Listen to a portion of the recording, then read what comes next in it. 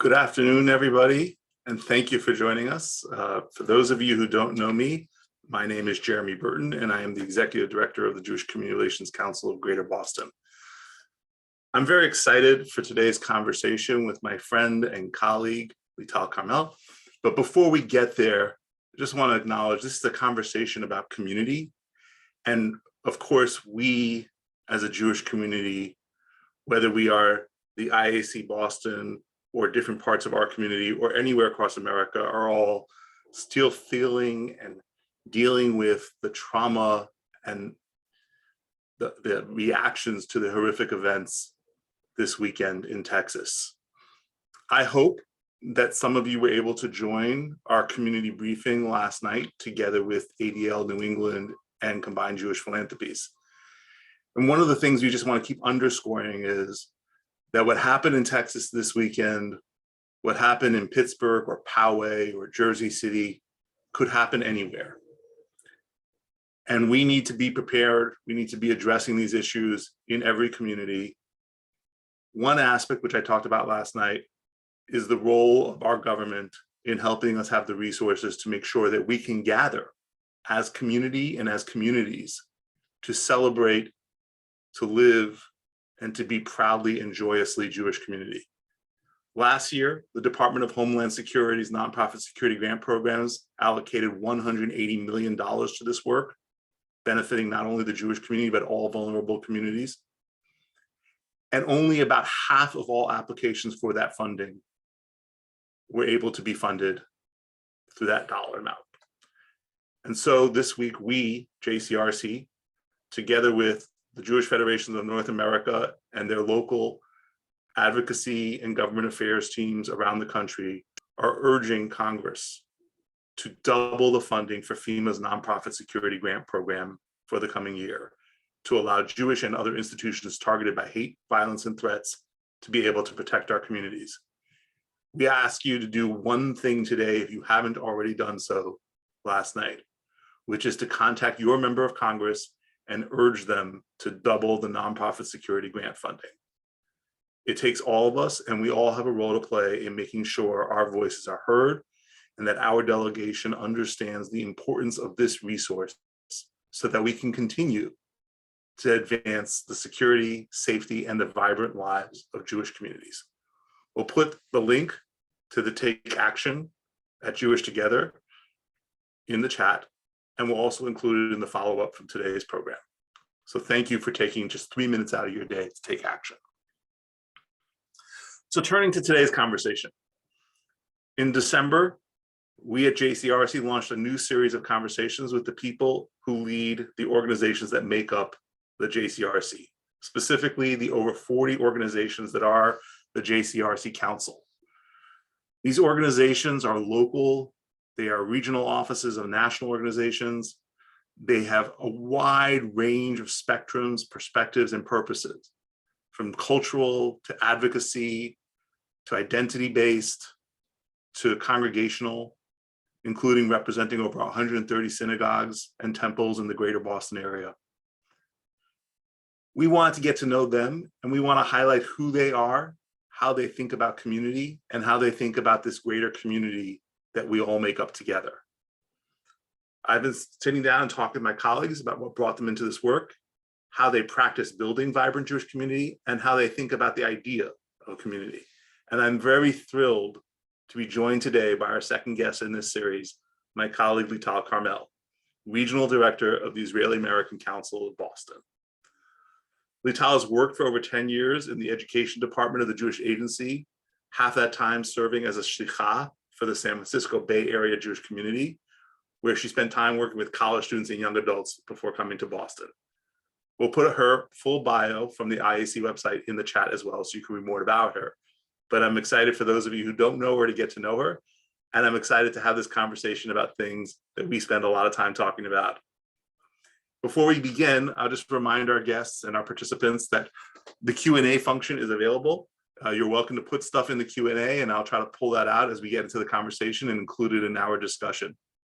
And with that, welcome, Lital, and I'll ask you to start by saying a little bit, what is the story you tell of yourself and your own journey that brings you to this role of leadership in our Boston Jewish community. Hi, Jeremy. It's a pleasure being here. Thank you so much for having me for this continued conversation between both of us, but also between our two organizations.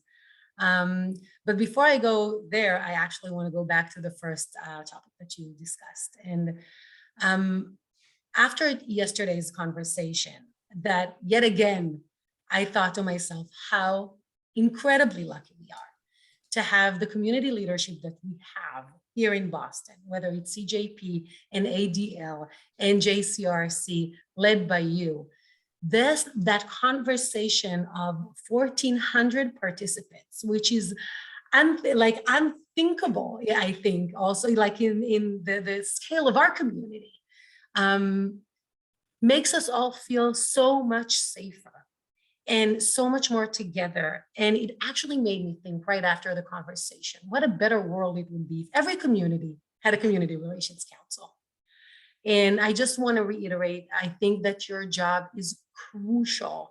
And just like when we deal with environmental threats, there are mitigations and adaptations, right? So the adaptations is the security grants, because we understand that's the harsh reality of things and we need to protect ourselves. But the mitigation is really the work that you're doing in creating that relationship between communities, promoting understanding, shared values, just mifgashim, like getting people to speak to one another is so crucial. And I want to thank you for that, really, from the bottom of my heart. So this is one thing, because last Saturday was so like it was unsettling on so many levels. And I mean, our heart is with Texas for sure these days. As for me and what brought me to the Israeli American Council, you know, in a way, it started in my youth movement, and then, like any Israeli, I would say it was really my military service. So many stories start like that for Israelis, where I was recruited for the educational corps, and my position in the Israeli army was to guide soldiers in Jerusalem for a week. And the whole purpose of the week is for Israeli soldiers to get to know the connection to the land of Israel, the historical connection. So we took them through a 5,000 year history. And the impact on the soldiers were profound, because after 5 days, we would hear people say things like, now I understand why I'm serving in the IDF. Now I understand why is this happening? And so the implication on my personal life was all the more so, right? I think growing up in Israel gives you a very strong sense of peoplehood to begin with.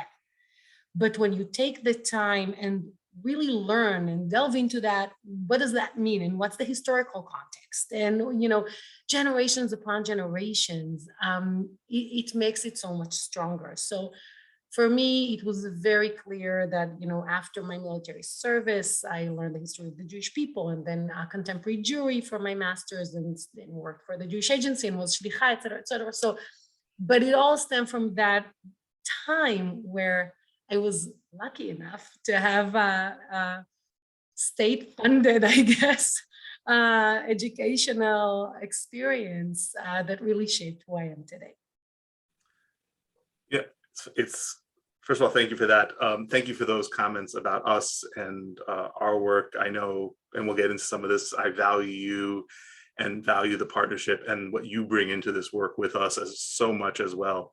And I love the fact that even though we've known each other for a number of years now, I did not know that about your service, what you were doing when you were in the IDF. And I'm thinking of all the trips we've been on where we have our civic leaders, and, you know, at various spots in Jerusalem and elsewhere, they will suddenly see a group of these young people with someone who is one of the IDF educators having those conversations. And it's very powerful to know that that was a role that you played and how it has informed your life going forward. I want to take this back out now. We're going to, you know, from you introducing, we get to know a little about Lital, to the Israeli American Council. And, you know, we should say IAC is one of the youngest organizations at the JCRC table. It is one of the younger organizations within the sort of the map of the American Jewish community. That's something we've talked a lot about. And I hope, for those who are here with us who maybe not familiar with the IAC or think they are familiar with the IAC and may be surprised by what it really is, can you say a little bit about the story of the IAC? How did it come to be? Where is it now? So for anyone who never heard your brief of how the IAC came to be, really, we should demand that of you. You need to be videotaped, and this is like a 101. But the IAC really started in 2007 in LA. And I think, the Israeli immigration to America what happened since, even before the state of Israel was founded. So there was trickling down, but the consciousness of Israeli immigrants to America, it wasn't not of immigrants, right? It was of Yordim. It was of, we only came for a few years. And, we should translate Yordim means going downward. Correct. As opposed to ascending to Israel. Aliyah. So Aliyah, so this is Yerida. And the consciousness was, we're not buying a house, we're not settling in, we're not even taking things out of our suitcases. So it took a while for people to really say, okay, that's our state of mind, but it's been 30 years, so we might as well. And so it started in 2007 in LA, very unique story of the Israeli community in LA.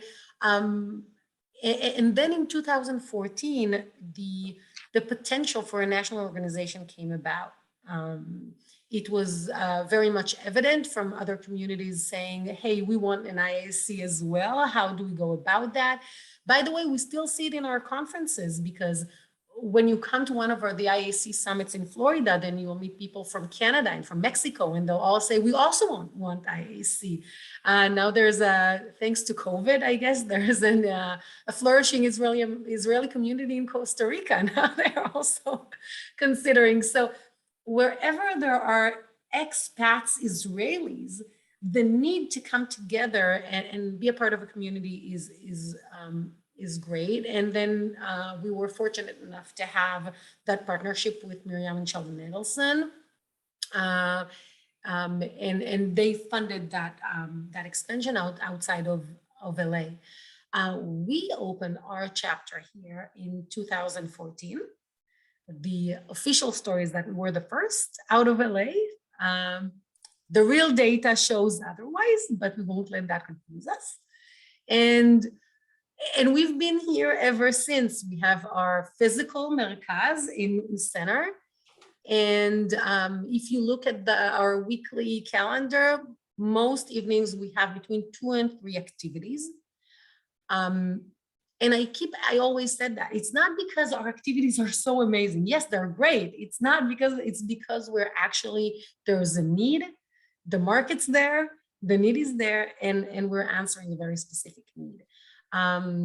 So I guess that now we're in 22 different communities, that there are regional offices, but really we're active in 105 communities, because our programs can also be volunteer led. So you don't have to have an IAC professional to have a branch, a local branch, and we're active in 97 campuses. So in 2014, like in 8 years, that's the growth, and it's quite amazing to be a part of that story. So you've touched on a lot of points I want to sort of like get into, and like some of which we've talked about before, and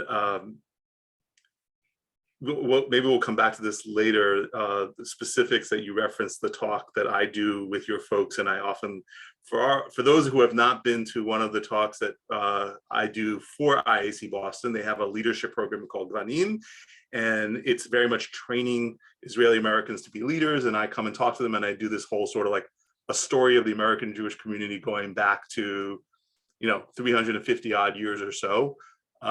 And I like to tease them a little bit in the course of the evening about the Israeli Americans, and I would say these Ghanim leaders, you know, there's a certain mentality of like, we're doing something unique and special in the history of Jewish America that nobody has ever done before what IAC has done before.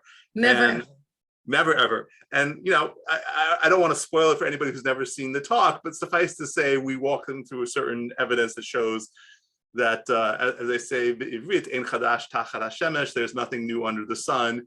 And in fact, they are replicating certain behaviors that Jewish immigrants to America have been doing for hundreds of years.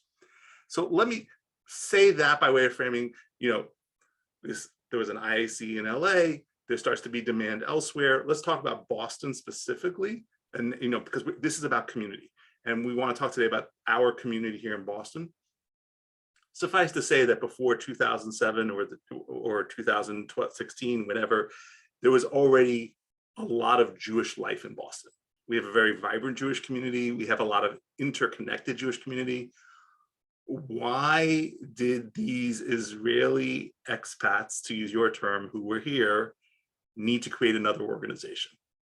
What makes their experience, your experience, different that drives to building a community of your own? So from the very humbling experience of hearing your talk, which is a humbling experience for every Gvanim alumni, and they keep going back to that, it's basically the same, right? There's the language, there's the culture, there are certain needs, cultural codes that Israelis, you know, get to Israelis in the room, you know what happens, and it's unpleasant to see sometimes. It's like, you can't break it up. It's there's a lot of energy, and so let me go back to what we do as an organization, because I think that'll explain that and some of that as well. So first of all, our focus is on the next generation. Our core programs mostly focus on the next generation, starting at age 4 and through young professionals. We're kind of doubling down on that. And the reason that's the decision is because after many years of trying to create all kinds of programs connecting the first generation immigrants to the larger Jewish community, because in the first couple of years, the IAC was an onboarding kind of platform to the larger Jewish community. It was successful, but to a very limited extent. And then we just realized yes, we can invest a lot of energies there, but the success will be limited. So let's do it in the second generation, where it happens very natural. And there we're seeing the conversation between teens at Eitanim, right? Or as part of our Keshet programs or on campuses and young adults, we see the dialogue that we would like to see, which is a Jewish-American dialogue with the Israeli-American unique perspective. But it's done very naturally, and there's a lot of readiness and openness on both sides. And it's not that there's no readiness or openness in the first generation, not at all. But what we've noticed that because people are working in an American environment, when they're coming to an event at night, they're just tired. They just want to speak Hebrew and feel comfortable, right? And, you know, change to slippers almost and just feel at home. We actually surveyed our Gvanim alumni network, and we asked them when they think of the IAC, like what's the emotion that comes up, and a lot of it was home and community and feeling safe, belong, like really strong connection, identity words. So I think that for the first generation, this shift is harder. And this is why our core programs focus on the next generation. The other thing is leadership building, the capacity building, because yes, we know IAC, now we're doing a lot and it's all great, but really it's about giving the community members the tools to build the community for themselves. So we invest a lot in leadership, Gvanim, you know, but also Michelano on campuses and Edge for Young Professionals, and Etanim and Media Room and activism committee, teen activism committee for the teens. So the emphasis on leadership is very big. And the other thing is the civic engagement, which is, this is where we connect a lot, right? This is the Israelis come here. Yes, we come from a democracy, but it's a very different democracy. And the American democracy is very much different because of the size, right? But it's also a very ancient, like well-established, it has a lot of history, the democratic system, and you need to take the time and learn it. And the your naturalization test is not enough. You really need to experiment, and you really need to learn it. So one of the tasks that we took upon ourselves is to educate our community. We call it the civic engagement and activism. And the reason we take the time to do it, even though there are so many wonderful organizations that do such a tremendous work in the activism work, is because we truly believe that as Israeli Americans, our love for Israel, our understanding, our intimate knowledge of Israel is something very different and very personal. And we can talk about Israel from a different place. We can also say, which is true, so in many cases, that there's ethnic background issue, that it's not, just classic anti-Semitism but there's ethnic issue, discrimination on ethnic discrimination, you were helping with the wording, I kind of forgot the term. You talking about studies or? Ethnic origin discrimination. There's like a legal term that that we see that affects our students in the classroom, right? Because when you teach about Israel in a biased way, it's not a theoretical discussion. There are kids of Israeli descent in the classroom, and that translates immediately to them being marginalized, and sometimes even worse. So there's also that that aspect of it. So we think taking the time and really bringing everyone to be on the same page when it comes to civic engagement is very crucial, both for the Israeli American community, but for the Jewish American community at large. And I think this is maybe one of the most important pieces of the Israeli American voice in the larger Jewish American chorus, which is what we've been talking about in the past few months, which we'll get to, I'm sure. Sure. So I'm thinking about some of what you just said, and I'm realizing, first of all, I reflect back, and this is part of the teasing, sort of like the Gvanim element of this, that for some in our audience might be familiar, is like the idea of there's this, Israelis coming together in Newton, we should say, that's where the center is, and having conversations in Ivrit, Hebrew, about American democracy and how American advocacy and democracy work, and that system sounds to some ears, I'm guessing, in our audience, a lot like stories they've heard about how about 110 years ago, there was the Yiddish Daily Forward, which would have columns explaining in Yiddish how to be effectively more American, or how to successfully integrate as an American. And that's what I sometimes mean by, like, there is a certain recreation of certain patterns that are going on here. And we definitely take a page from the larger Jewish community manuscript, right? The manual. It's as we say in Hebrew, it's written in blood. It's more of an army term, I guess. So definitely, yes, I completely agree. So there are some questions starting to come in, and there's some other things that you raised, but I want to, just for the sake of, I'm assuming that not everybody who's with us today is familiar with the Israeli American community in Boston.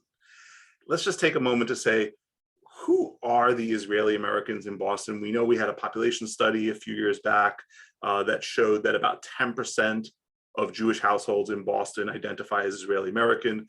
Who are the Israeli Americans? And maybe also, what are some assumptions that I've certainly heard some? I'm curious what assumptions you have heard from other people about the Israeli Americans that you find amusing, shall we say? The Israeli American community in Boston is about 30,000 people. We know that from the Cohen Center research done in 2015 at the beginning of COVID, we had some families that did go back to Israel. The community shrunk a little bit, but now it's actually goes back. So what we know about the Israeli American community is that it's a very young community. About 67% of it, if I remember correctly, is younger than the age of 49. 19% are young. So it's a very young community, generally speaking. And what's also interesting, we conducted a national survey of the Israeli American community. And what we've learned from that survey is just a little over 40% see America, see the United States as their permanent home. So this is where we're starting to shift the paradigm from looking at Israeli Americans as a transient community to an immigrant community. And that has a lot of implications, right? Because it says 40% are actually here to stay. And what does that mean and how does that look? In Boston, the percentage is actually a little higher. It's 47%. So in Boston, we have 50% of the community, almost 50%, saying this is their permanent home. So it doesn't mean that the other 50% are going back to Israel. It just say that they're looking at Israel as their permanent home. Some of them will end up staying. But I would say that between 30 and 40% will go back to Israel because their reason that they're here is that because of, they're doing an internship, they're coming for their postdoc, it's something university, education related, it's very limited in term to begin with. But that is the community, so it's very young. Also, another important, I think interesting thing to know about the community that out of those 30,000, less than 10,000 were born and raised in Israel. So some of them were born in the former Soviet Union and lived a few years in Israel and then came here. Many of them are just second generation. They hold Israeli passports, but they never lived in Israel or lived just for a few years and then came here. So it's a very diverse, it's like how we like to say community of communities. And yes, mostly they're outside of Boston, just like the larger Jewish community. Almost 90% identify as culturally Jewish or immersed. Definitely, the vast majority do not see themselves as part of the more classic denomination. I think that's kind of the broad strokes. So academia, biotech, high tech, and I think that's kind of the gist of it. I will say, and what we've learned from the survey, which I found interesting, is that even though nationally speaking, 40% said that the United States is the permanent residence, 97 said that they identify with Israel. So there, that ethnic background and that it's very much there. It's very present, 97%, 85% that they feel as it is part of their job to make sure that the community, that the United States citizens are favorable, are looking at Israel in a favorable light. So there's a mission there, right? There's a very clear identification and a mission. And what we're seeing from the Jewish American community when they look at Israelis is they don't see them as immigrants, which is a problem in and of its own, right? Because now we have to understand this is an immigrant community, right? And it needs the help and the understanding and the patience, I guess, of other immigrant communities that came here and a few special considerations. But because this is not, it's not a refugee issue, right? It's an immigration of choice. We come here because we have jobs, and so we are part of the workforce. And everyone thinks, oh, it's very, they're just a relocation. I love that term. It's a relocation. You know, after you change a few jobs, this is an immigration, and we need to understand what it means. We need to understand how to better integrate the Israeli American community. Synagogues wouldn't necessarily be the right answer for most Israelis coming from Israel, just because of, we all know, with the rabbinical institution in Israel, it's a very complicated issue. But Jewish day schools, for sure, 93% of Israelis definitely want their kids to have a Jewish identity and a Jewish education.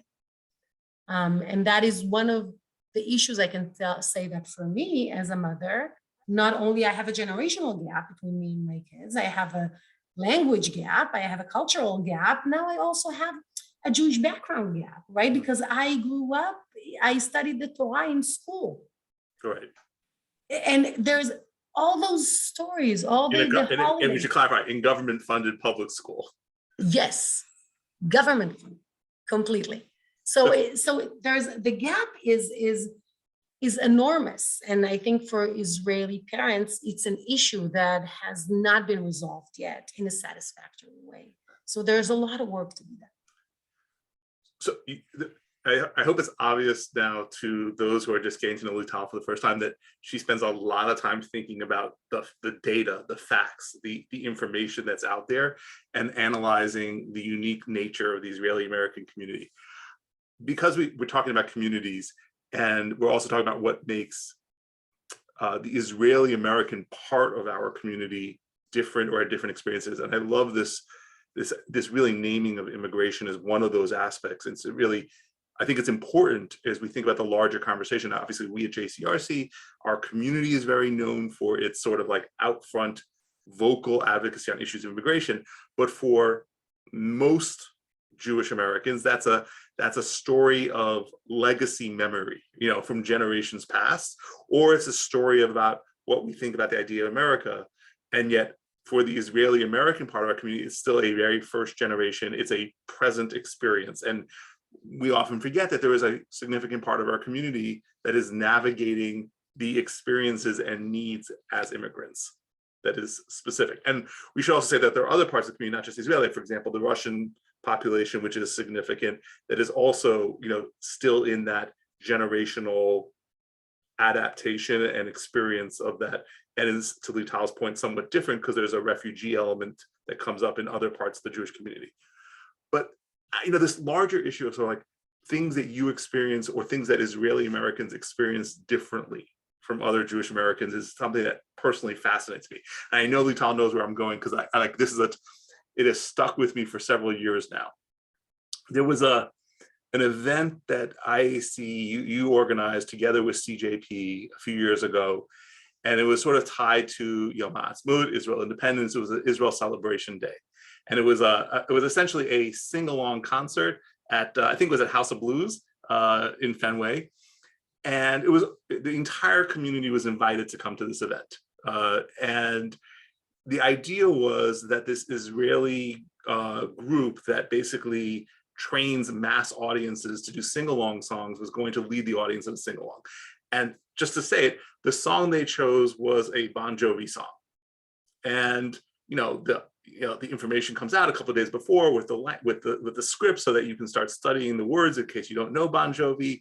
And then you come to this thing, and they, the right side of the audience gets one set of questions, one lyrics, and the left side of the audience gets another part of the song, and it's a beautiful experience.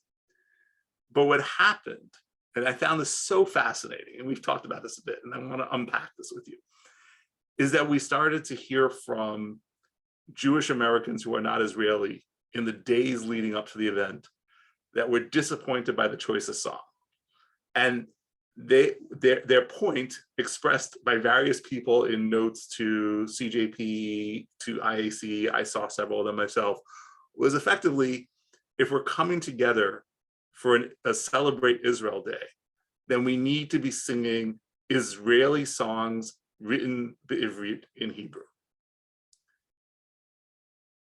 And I remember you adapted and sort of adjusted to the moment, and there was the addition of a second, much shorter Israeli segment, Hebrew song segment of the program. And yet for the Israelis in the room, so we had an audience, half of whom were Israelis and half of whom were non-Israeli Jewish Americans, basically. For the Israelis, it was just the act of showing up with other Israelis, with an Israeli performer, having culture. The culture didn't need to be specifically Israeli. The language of the culture didn't need to be Hebrew, but just being in a room with Israelis and having an Israeli performer on stage made it a Celebrate Israel Day. And for the rest of us, if it doesn't have songs in Hebrew about Jerusalem, it isn't filling our needs. And I'm sort of like, I noticed that. I'm curious what larger things that says about the cultural differences and the cultural ideas of community, and maybe also how that's informed your work and thinking going forward. So many things to unpack there, right?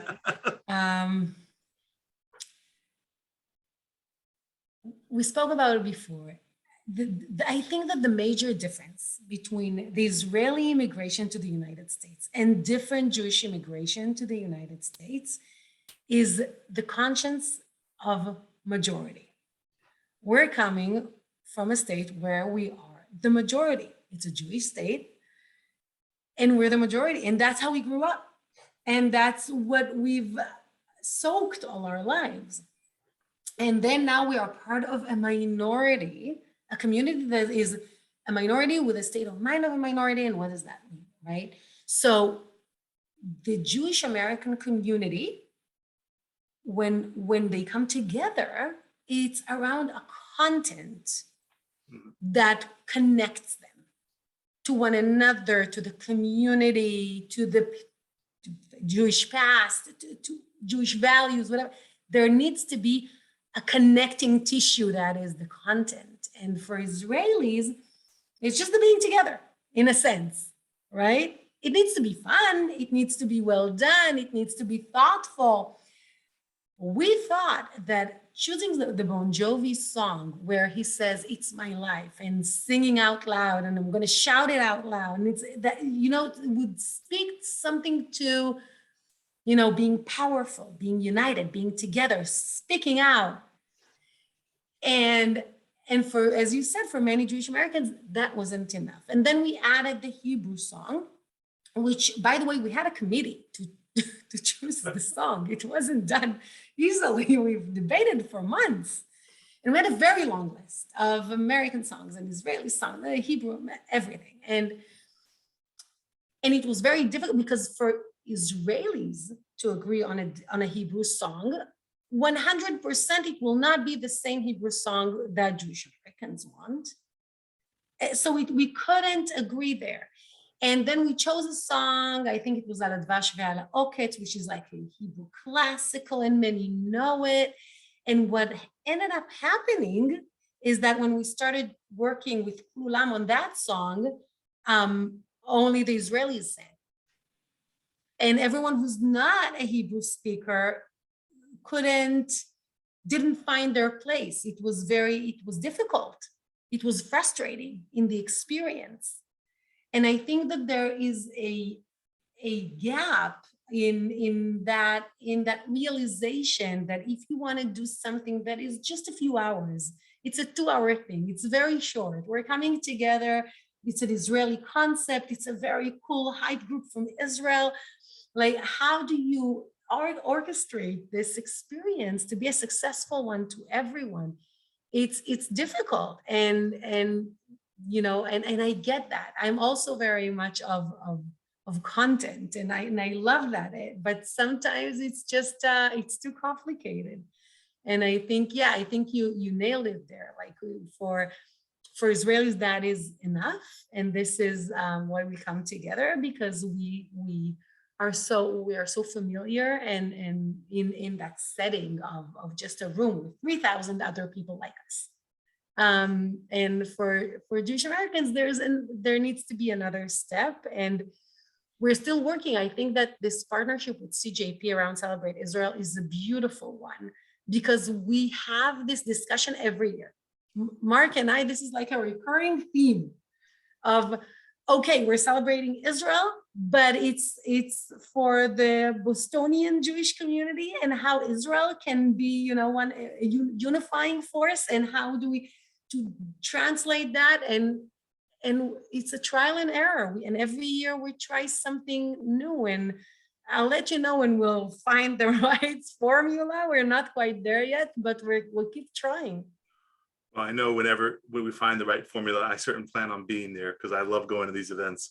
There are a lot of questions, and we're not going to get to all of them, but I'm going to try to capture. There are a couple of them that sort of circle back to some of the advocacy and engagement related stuff that you talked about earlier.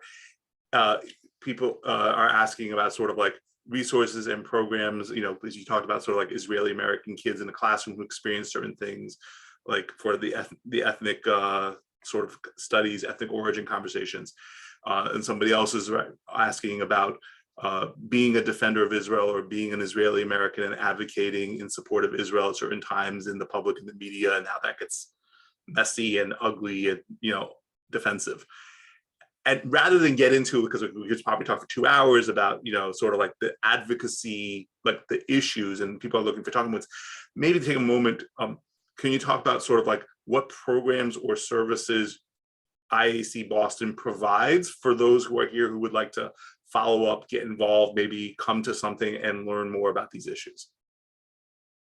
So we have services and we have programs. So one of the programs that we have is Connectivism, which it's a 5-session, it's a 45 session long, 5 sessions of 45 minutes of program that it can either be physical or online, even though we built it for an online platform, really geared toward teens and college students in training them to find their own voice, right? It's about identifying anti-Semitism or anti-Israel sentiments when you encounter them, really understanding what it is, naming it, and then finding your voice in what it means to be active. And it is different for every person, right? I think Jeremy and I found our voice. So we're Jewish professionals, and you're doing it your way with public officials and the Community Relations Council, and we're doing it by rallying up the people for a rally or for a the letters that we're writing and petitions and stuff. It's great. I mean, we know that we need both, but for every person it's different, because some people are maybe not as comfortable talking to people. Some are more comfortable writing, and some are more comfortable using social media. So we're working with people individually to look at case studies of effective activism, of really moving the dial on some issues. So this is a program that we offer if you have teens that are really active and want to make a change. We have our Teen Activism Committee. We do the same for college campuses. And we also have our Adult Activism Committee. They meet once a month and they choose their own project and they work on it together. So this is kind of the hand-on activism. We also have our school watch. So if anything happens on schools that is uncomfortable, that you need someone to help you voice that, we're also doing that. That's also out there. What we usually do is mobilizing. This is how we look at it. We're either mobilizing the community around an issue, or we're vocalizing concerns to the relevant stakeholders. So this is kind of, and of course the education piece, which I already explained, but this is how we do it.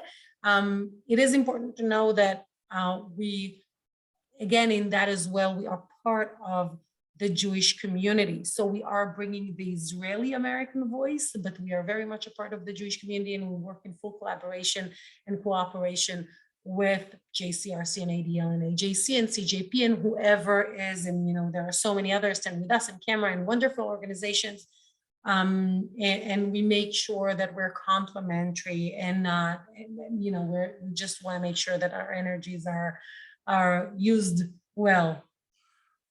So I hope that's helpful for our audience, and I know we will include and follow up how to like find the IAC if you want to learn more about the work that IAC does and the kinds of, as you distinguish, programs and services of IAC. You touched on something, and I want to sort of like maybe in our sort of final 10 minutes sort of shift towards this question of the future. And one of the things we haven't really talked about today is how IAC in particular, or the presence of Israeli Americans with this distinct understanding of identity and community, are sort of starting to shape and challenge and inform change for the entire Jewish community of which you see yourself a part. And I'm reminded, and I'll say this by way of introduction to this question of really like when you and the IAC Boston became a member of JCRC. And for our audience, I'm just gonna be slightly jargony for like 30 seconds and say, we as JCRC, we see ourselves, our identity is we are a network of organizations that together make up the organized Jewish community of Greater Boston. That's like how we say ourselves in one sentence.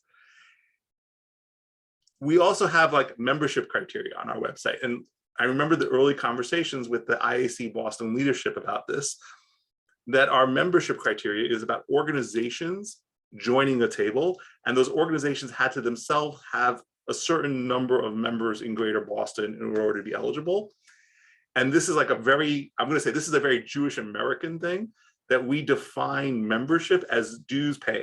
Like, do you give dollars to that organization, right? And so like all the organizations prior to IAC, or almost all the organizations had to go through this thing of like, we now have enough people in Boston who write a check to us once a year that we are eligible to join. And that was a hurdle for IAC in that process that we talked about a lot. And I say this I remember at the time, like there were literally 2,000 plus Israeli Americans showing up at some of the events we were going to that you and your team were organizing, but you couldn't easily or at first meet that threshold that we Jewish Americans had defined of like 250 people writing a check for $18 a year. I'm curious sort of like what that says about Israeli Americans understanding and what they're bringing from an Israeli society to America about belonging and community, as well as maybe you've given some thought to how the presence of this Israeli American community in this larger community might change the way we think about community going forward. It's a huge question. And I think we're only at the beginning of exploring that. One of the things that we keep hearing is that Israelis are ethnically proud.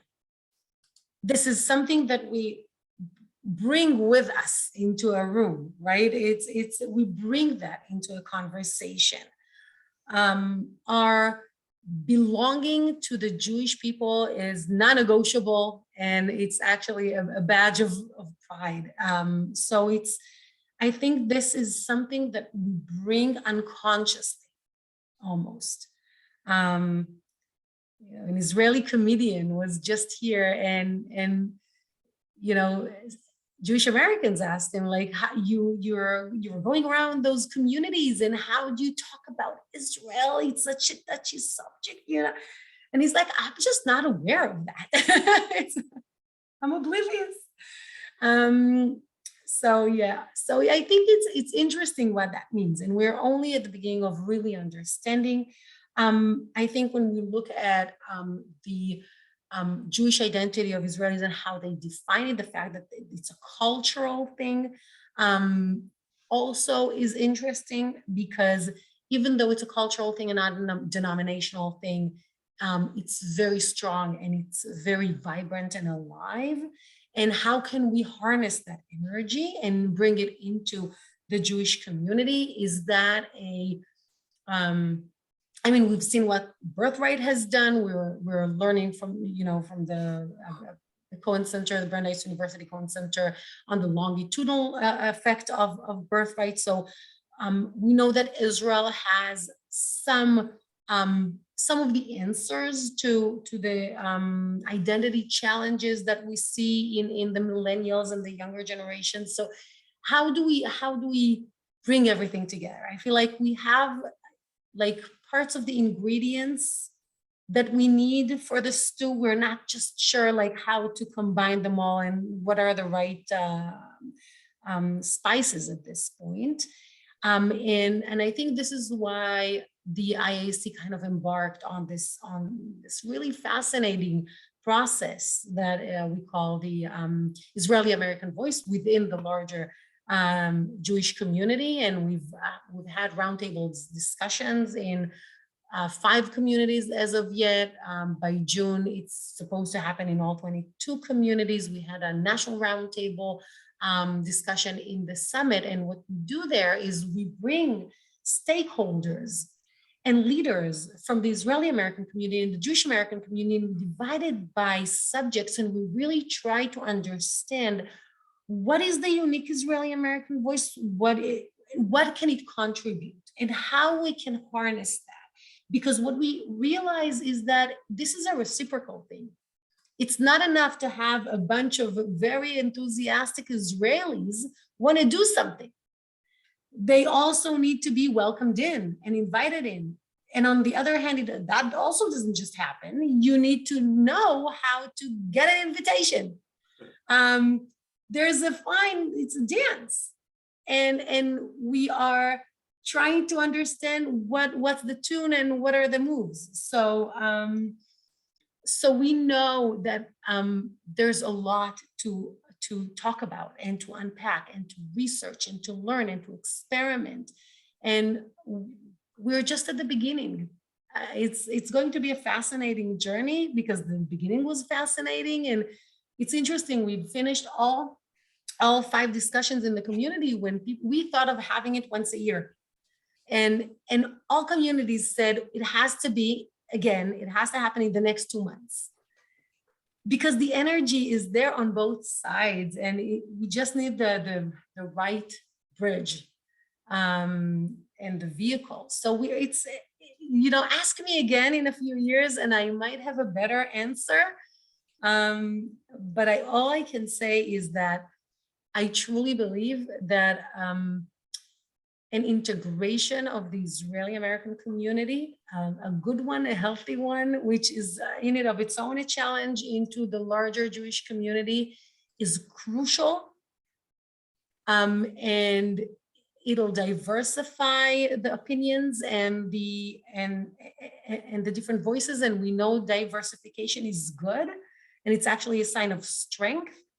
And I'm sure it'll allow the younger generations for new ways of engagement and thinking of things, and just generally to evolve, right? Because that's what we've been doing for years, ever since the destruction of the first temple, and definitely after the second temple, we have been evolving, and this is our strength.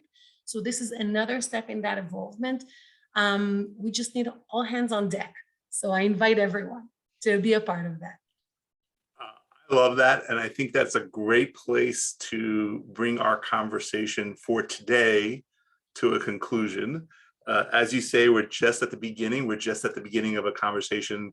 While we've been having it for several years, a conversation between us, we're just at the beginning of a conversation, and the work of bringing together Israeli American and Jewish American as one community. And we're just at the beginning of seeing the IAC's work. And I just can't thank you enough for being an incredible partner. We could probably talk for hours about all the things we've actually done together, whether it's on advocacy or community mobilizations. And we didn't talk about that because that wasn't what we got together today to talk about. But it's just a thrill to have you as a partner and a colleague. And just like, I just enjoy the fact that we are able to be with each other in various ways, literally almost every week, thinking through and doing things. And thank you for this. And we're Pleasure also is mutual, and you know it. And for our audience, I shall say, we're also at the very beginning of this series of conversations, and each one is going to be different, and we are learning different things about parts of the communities that make up the community of JCRC. So I invite you all to join us for the third installment in this series on February 17th, when I will be sitting down with Ari Fertig, the executive director of the New England Jewish Labor Committee. We'll include a registration on our website and in the chat and in the follow-up. And then as well, we're continuing other speaker series on other topics on Thursday, February 3rd, and we'll include this information as well when we sit down to talk about our community's work on Afghan resettlement.